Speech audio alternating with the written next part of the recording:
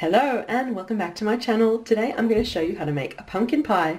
It's crustless, low carb, gluten-free, keto friendly. It's really simple. These are all the ingredients that you need, and I've written a full blog post which I'll leave down below so you can print out the recipe, pin it, bookmark, save to make when you want to make this really super easy pumpkin pie. And make sure that you leave a like, comment and subscribe for more yummy recipes like this. So let's get straight into it, and I'll talk you through all the ingredients that we've got here before us. First of all, the star of our show, I've got pumpkin puree. There's half a cup of pumpkin puree over there, and I've got milk and cream. One's one, one's the other. I've got half a cup each of milk and cream. Use whichever milk cream you have in your fridge that you like to use. We've got 3 eggs back over here, cinnamon, which pumpkin cinnamon just go so well together, don't they?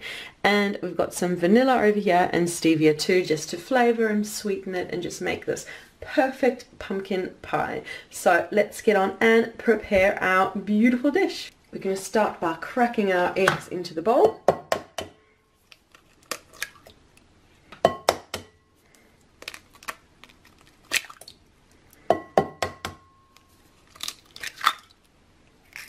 And just give them a little whisk to smooth them up. There you go. And it's really just a matter of adding all the other ingredients in.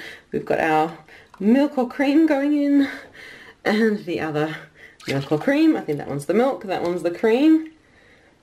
There we go. And just give them a little whisk in. And next, our pumpkin, beautiful pumpkin puree. You could make this yourself, use canned, whatever you like.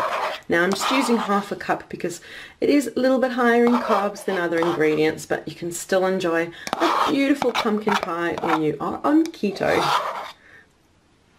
And we'll just add in our stevia. We've got 1/4 cup going in, and our cinnamon and vanilla. So I've got a little half teaspoon over here. I'm going to add 1/2 teaspoon of cinnamon in, and a teaspoon of vanilla too.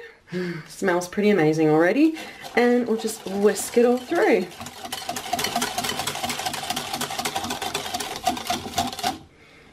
There you go. Now you could pop this into your dish and then keep it in the fridge to make whenever you want. So you could prepare this in the morning if you have guests over for dinner or for Thanksgiving, and you can just pop it into the oven just half an hour before it's ready to serve. You saw how easy that was to put together. So I'm going to actually cook mine now. Pop the oven on to 180 degrees Celsius, which is 350 Fahrenheit, and we're going to cook it for half an hour.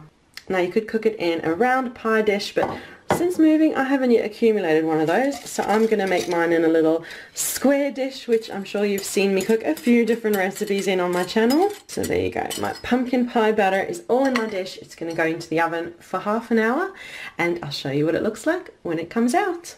So there you go. How amazing does that look? After half an hour in the oven, it's puffed up like a pie.